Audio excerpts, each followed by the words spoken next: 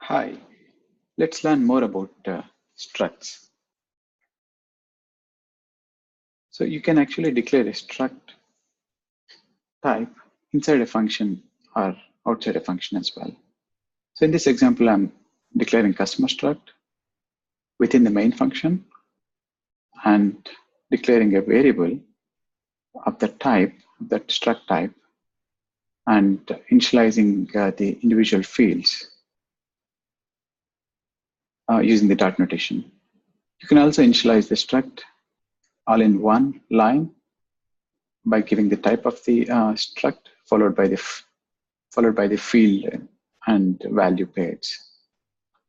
You can also do that without having to mention the field names if you follow the order in which the fields are defined and make sure you don't miss any field. So, and you can print them individually or a complete struct. There are a couple of other ways to do initializing and declaring the structs as well. So in this example, we are actually declaring and initializing the same line using, you can use one of these methods to initialize. And you can also infer the data type if you skip the type after the variable name. And you can use a shorthand notation as well, using colon equals to. So there is a second way of doing it, which is here I literally copied the previous program. And now what I'm doing is I'm moving the struct to outside the main function. So in this case, the program behaves in the same way, except that the scope of this type is within the package. So any other function within the same package can initialize a variable of this type. In the previous example, when we declared the type within the main function, it can be used only within the main function. It is not available outside.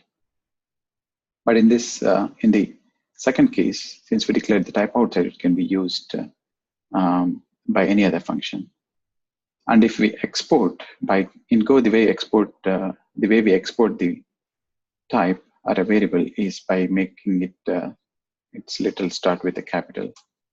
So in this case, if I make this a camel case, if I make it start with a capital case, this type can be accessed by the packages that import this specific package.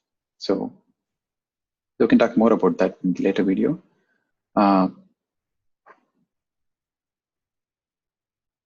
So the other one I want to show is we can actually have the fields of the struct of any type. So here, this is a string, and the emails is basically a slice of string.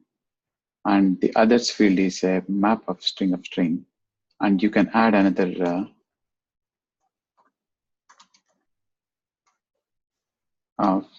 field that is a struct that is a type of another struct as well. So you can declare this other type individually and then you refer that here, just like you declare a variable of a specific type.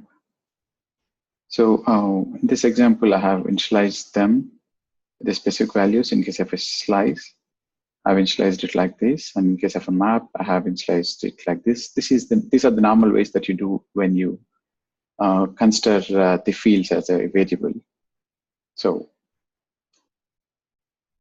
and if you want to iterate over the slice or map field within the struct, you do it using the dot notation, and then consider it as a plain variable.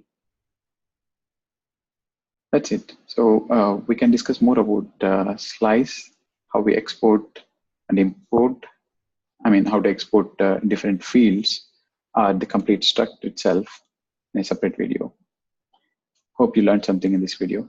Thank you for listening. Thank you. Bye.